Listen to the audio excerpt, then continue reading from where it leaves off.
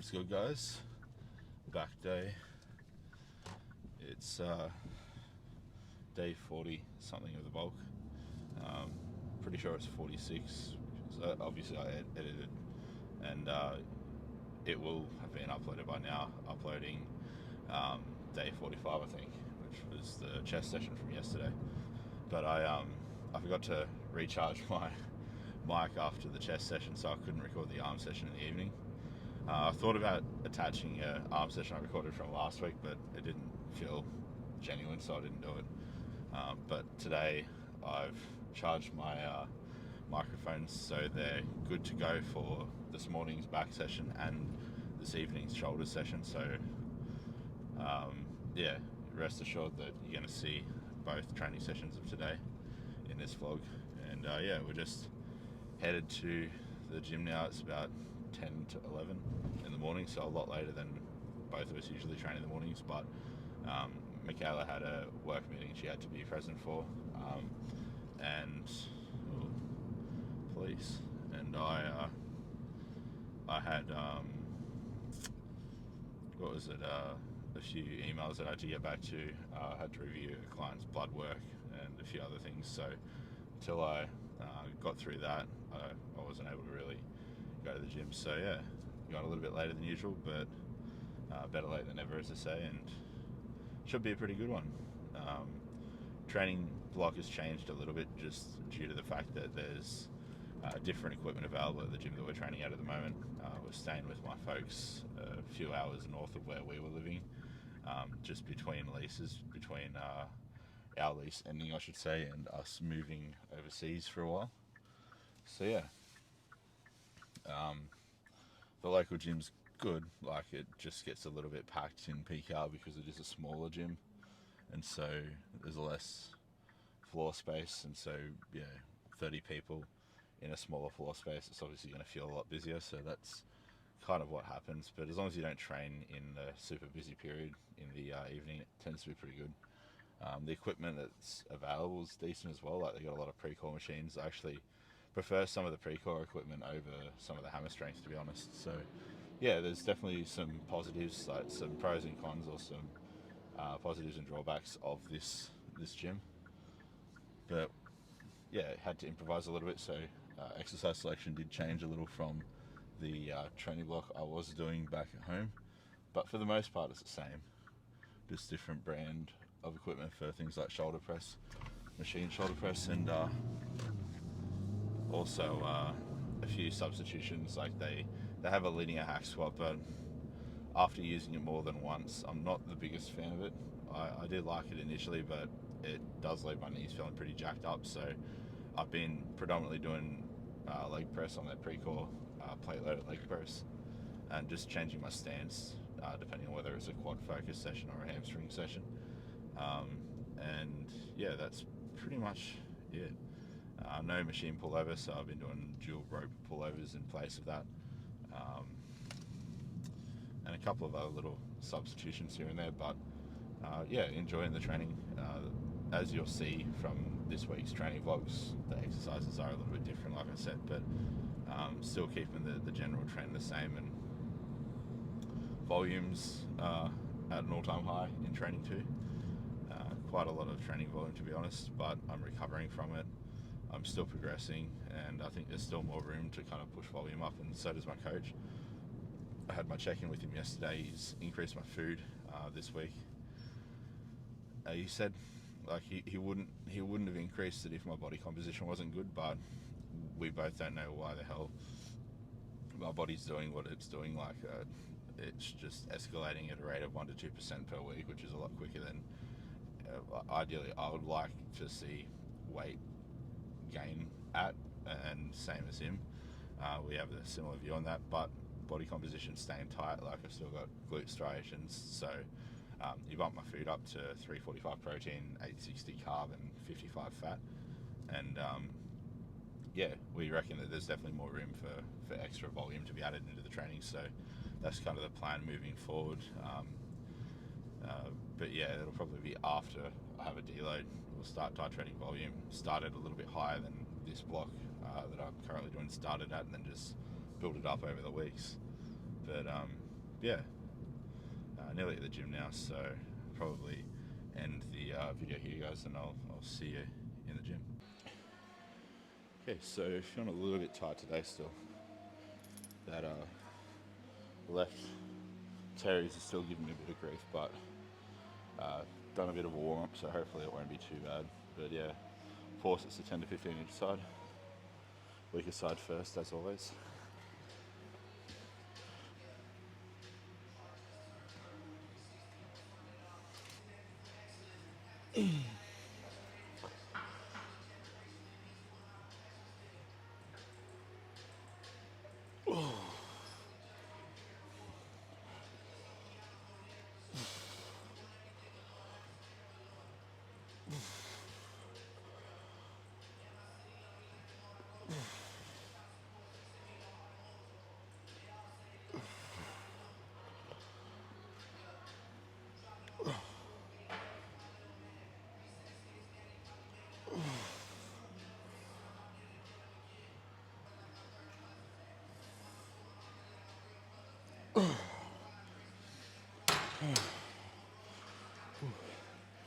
Always feels a bit better after the first working set, so I'll probably find that the next set will feel even better. I'm going to bump the weight up a bit though. So I did get 14 each side and probably could have gotten 15. So that was 54. I'll try 59 and see if I can get like 10 to 12 each side. Starting with the weaker side first, of course, again.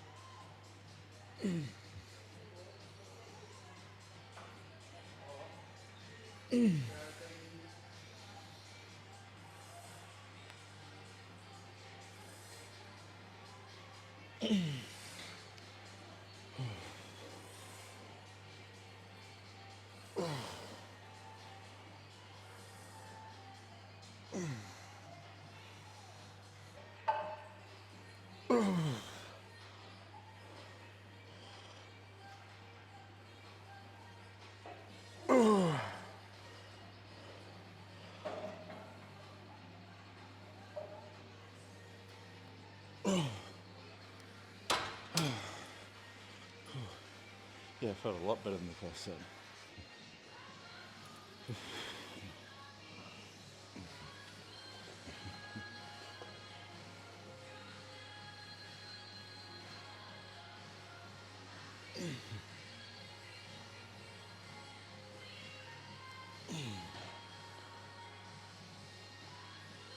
Foot cramp. God damn it.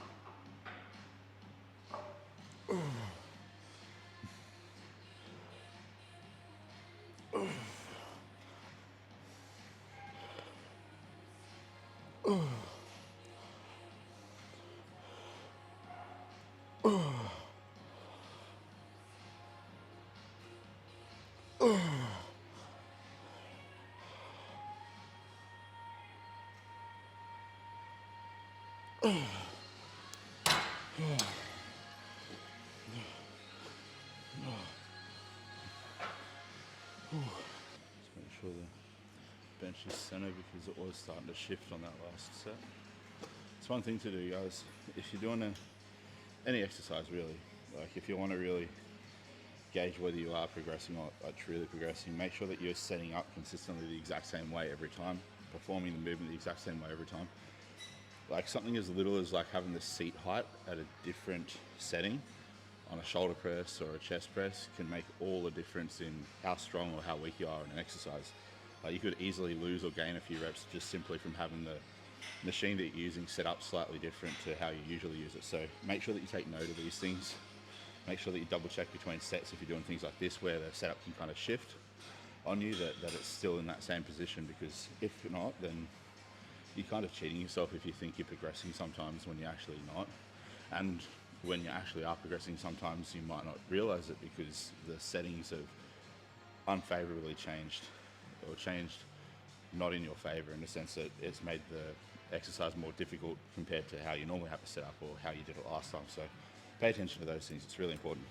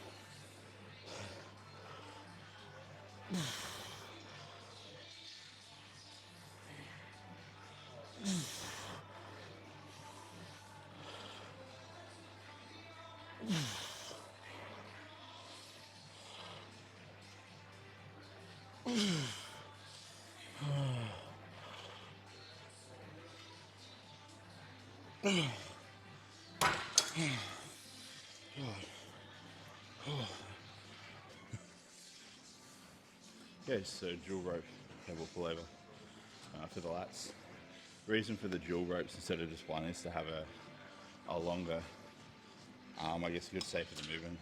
That way you can extend that range of motion a little bit beyond your torso, and you can get more shoulder extension, more of a contraction to the lats essentially.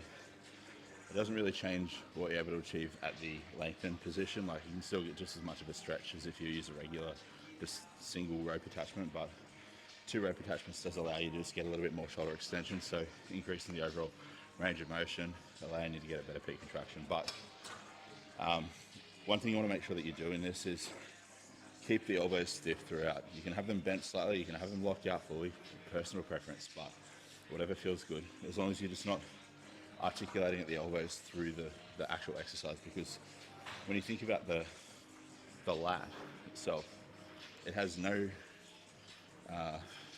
action at the elbow joint. Like there's no involvement with the lat whatsoever when it comes to elbow flexion and extension. So thinking about extending or flexing a joint that has no relationship to the muscle you're trying to target is kind of nonsensical, it's stupid. So just avoid that. Keep them slightly bent if that feels better, or fully locked out, whatever feels comfortable for you. And then just basically only perform motion or action at the shoulder joint itself. 3 sets of 15 to 20.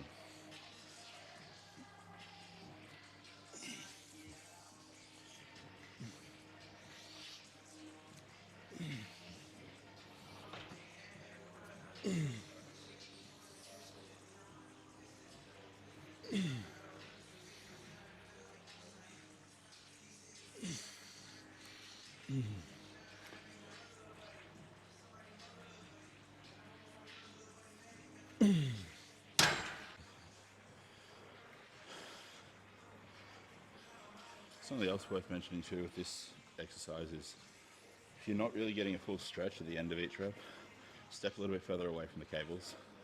That way you'll be able to get a little bit more shoulder flexion, stretch the lats out more.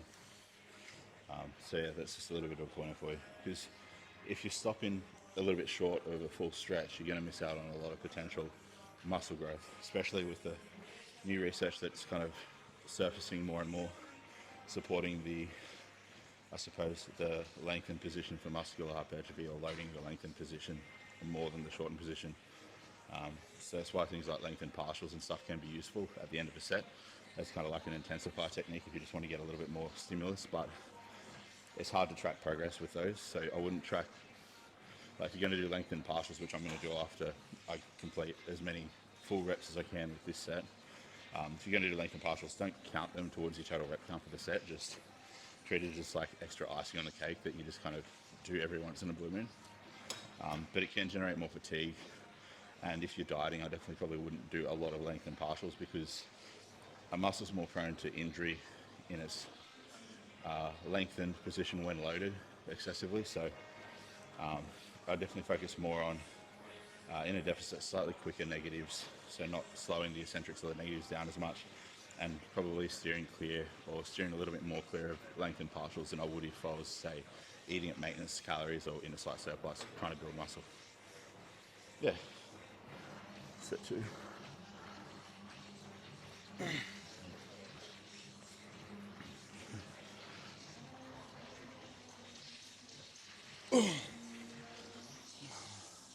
Lengthen partials now.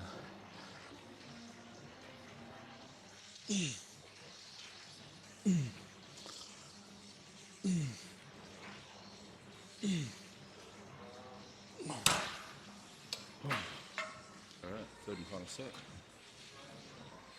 Just so I don't have to step as far back and still get a full range of motion, what I'm going to do is I'm going to grip a little bit further up on the rope. If you do that, it achieves essentially the same thing as taking a step back if you're holding right down at the end of the rope. So only disadvantage is your hands might slip when you do this. So if you know that your grip's prone to slipping, probably don't do this. Hold here and just step further back to get a full stretch. Yeah.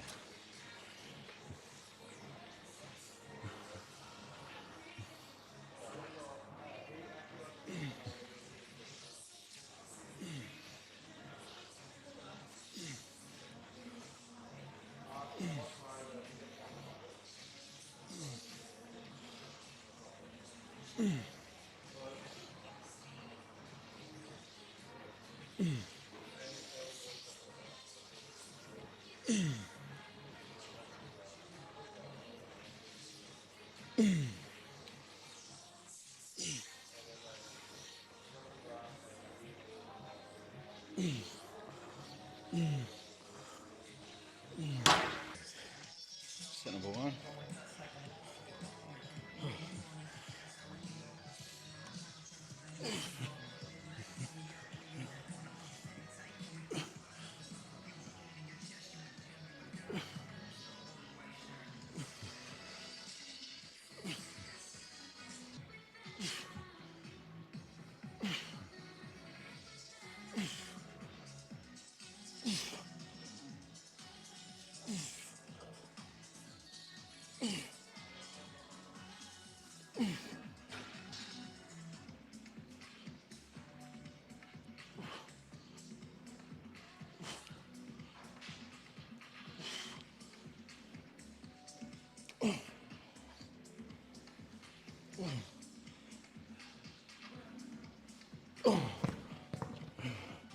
Okay, so one exercise to go now.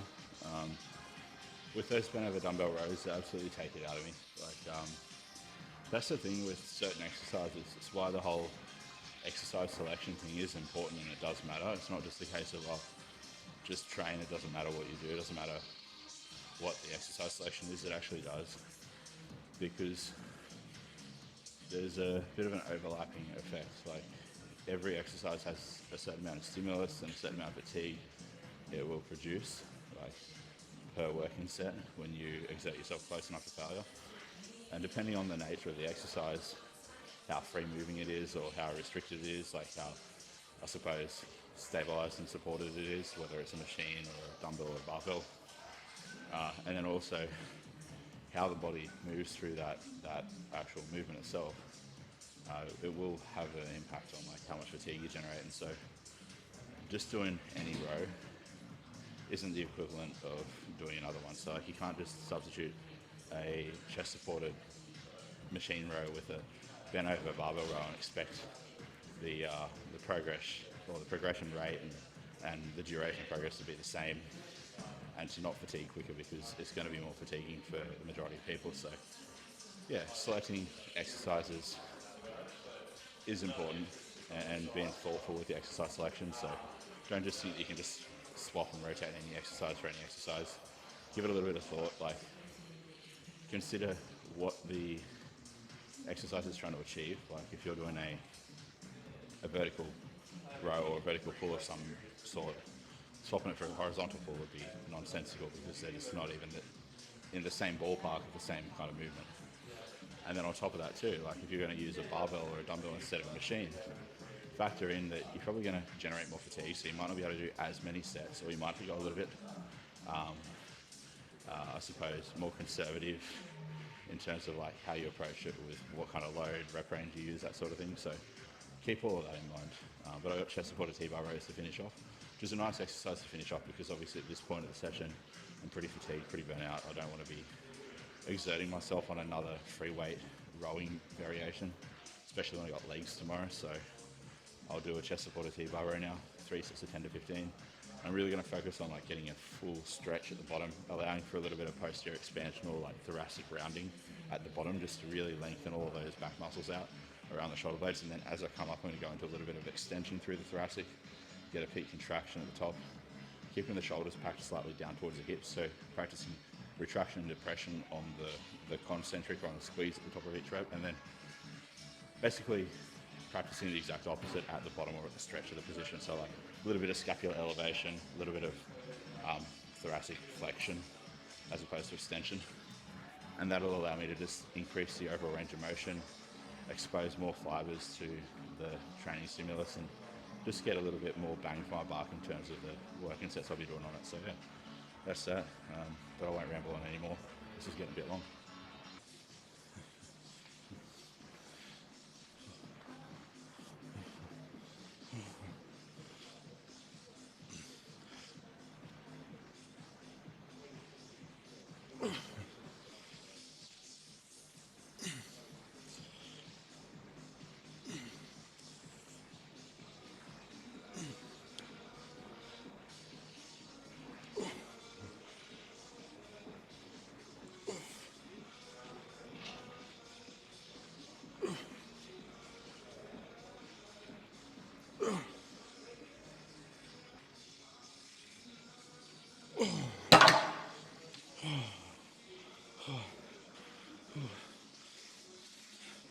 It's also worth noting that at this point of the session, I'm also focusing more on the stretch, a little bit less on the squeeze, because when fatigue levels are higher, you're not going to be able to contract as hard, because especially with back movements, you hit that sticking point and it just gets like increasingly hard, so exponentially harder. So yeah, although I'm completing the reps, you'll notice that the execution of the contractions at the top isn't probably as good as they would be had I done this at the start of my session. But like I said earlier, lengthened partials and just loading a muscle in a stretched or lengthened state seems to be proving to be more beneficial for muscle growth. When it comes to like sport specific performance, like a powerlifter or whatever, getting good at the movements that you have to do in competition is the aim of the game. So it's not as applicable to someone in that setting, unless if they're in their off season, they're just looking to add more size, in which case lengthened partials could be beneficial. But when it comes to bodybuilder, where the primary goal is muscle growth pretty much year round and then muscle retention in a prep, lengthened partials are going to be a lot more beneficial and can be utilized, I suppose, conducively through a longer time frame throughout each year. And then just in a contest prep setting, like pre-contest training, that's where you probably want to ease off on the lengthened partials and just the slow negatives or the slow eccentrics, and focus more predominantly on just consistent execution, consistent tempo, but not necessarily overly slow, and getting a really good peak contraction, because you'll be less susceptible to injury when you do that. It's not like avoid it completely, just you basically have a dial of how much length and partial work you should do throughout the year. And as you get closer to a contest, you're turning that dial down. As you get further away from a contest, or as you finish a contest, turn the dial right up. Or gradually, obviously, turn it right up. Don't turn it right up straight after the show, or you'll hurt yourself. But yeah, gradually turn that dial right up to maximising how much length and partial work you do throughout your training in a week, post-show, before you start another contest prep. Yeah, food for thought. 2 more sets of this. I might only record 1 more just because this is dragging out, and obviously want to record a shoulder session and include it in this video too.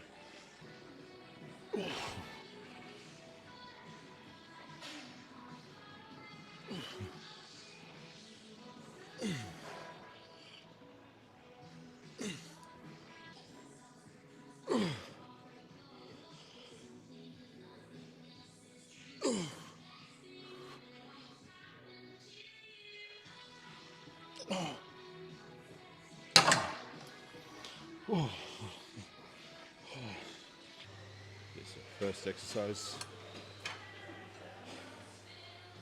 rear delt flies, and doing 3 sets of 15 to 20.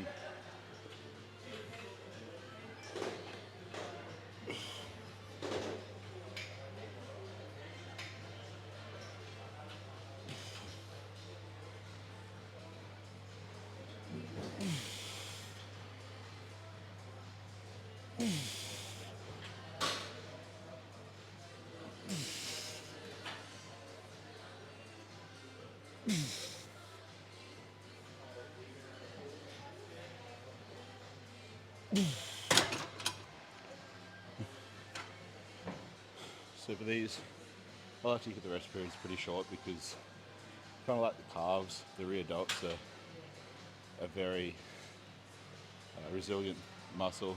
They can tolerate a lot of fatigue and just handle a lot of volume, and they recover a lot quicker. So yeah, smaller muscle used quite a lot throughout the day, and the muscle fiber composition is predominantly slow twitch from memory. So yeah, more of an endurance-based muscle, and so you can just hammer it with a lot of volume, a lot of reps, and keep the rest period short. But 2 things I like to do whenever I do a reverse fly on a pec deck machine is just make sure the seat's set to the right height so that the handles are in alignment or just slightly below the height or level of my shoulders. And on top of that too, if it allows me to, this one, if I grip it like this with a gripless grip, just resting the outside of my hand on the inside of the handle, I don't get enough of a range of motion, so I can't do it on this one. I have to grip at the very end of the handle just so I get as much of a stretch in the rear delt as possible. But if I was using a better built pec deck machine, then I'd just basically apply pressure with the hands on the inside here, and so that I can just take the forearms out of it a little bit more and make it more rear delt specific. But yeah.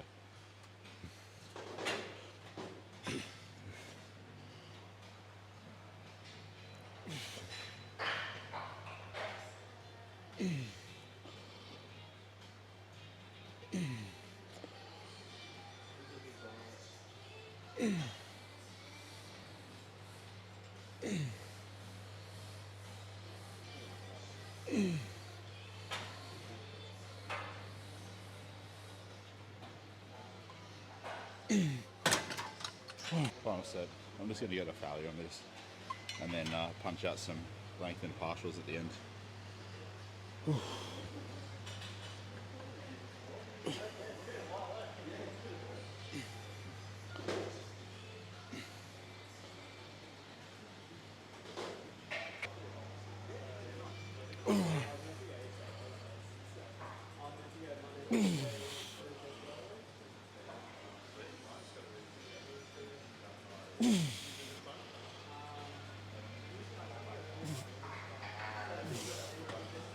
Shoulder press. 7 to 10 reps. Only got 2 of these because front delts don't need a lot of volume, to be honest. If you're doing enough chest training, you're going to get a lot of TLC from that, so still a little bit to finish things off.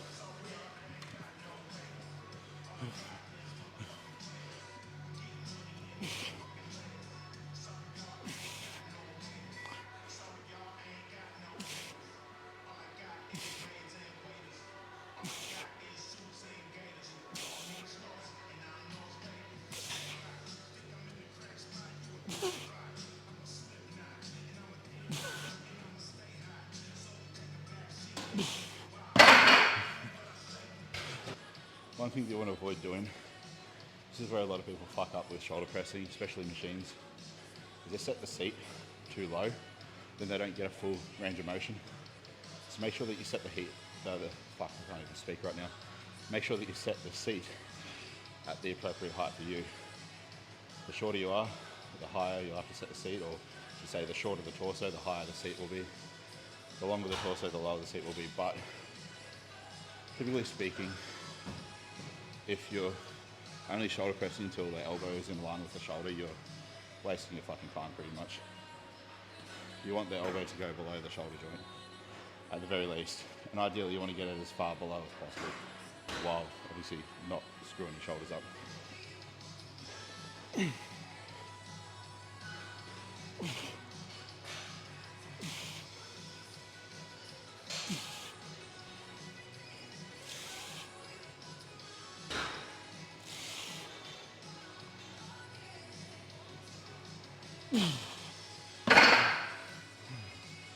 Behind body laterals.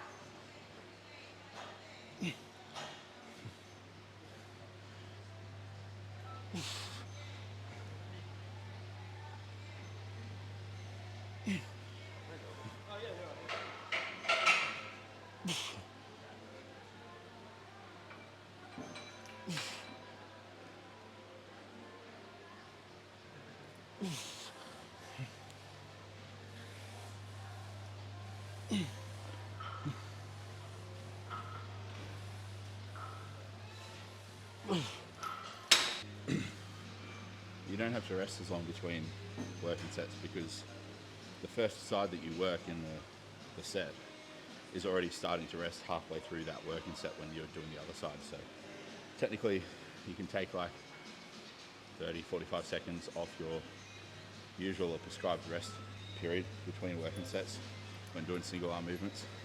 This helps you save a little bit of time, get out of the gym quicker, because I don't know about you, I hate being in the gym, so I like training, I just hate being in the gym.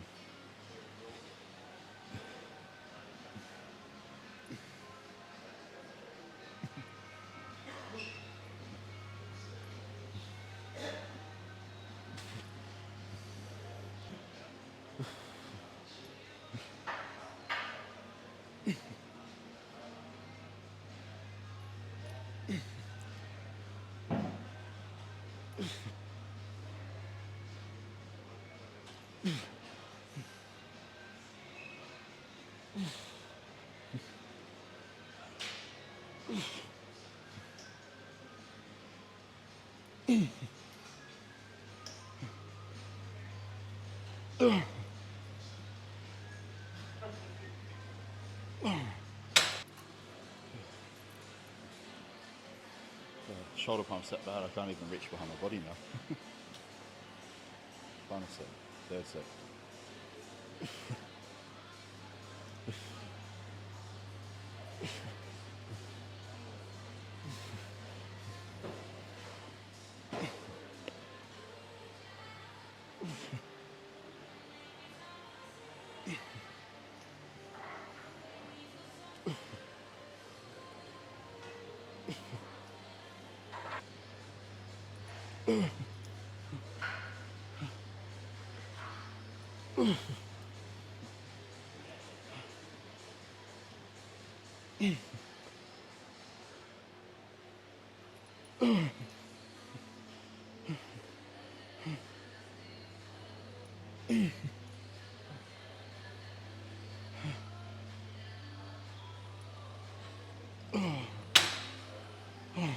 Okay, final exercise. Face pulls.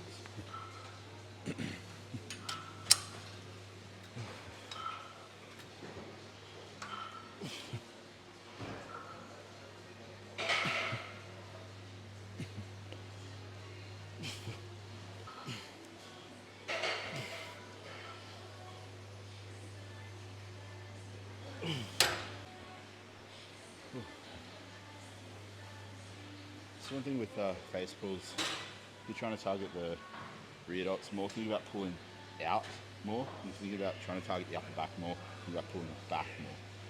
So kind of like pulling the rope away from each other, or the ends of the rope away from each other, I should say, for more rear dot recruitment, and just pulling the rope back toward the wall behind you for more upper back recruitment. If you want a blend of both, do a blend of both.